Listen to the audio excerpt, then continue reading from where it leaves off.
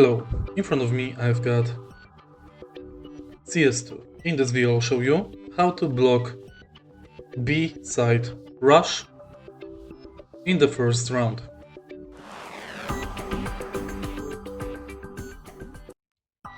In the first round of the game, if you are in CT, you can quickly block B side rush on Inferno.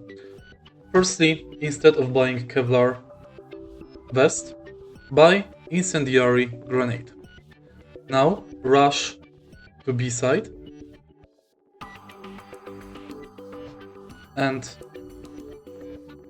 approximately from here throw the grenade to the barrels. This will effectively block the B banana rush. If you find this video helpful, please like, comment and subscribe.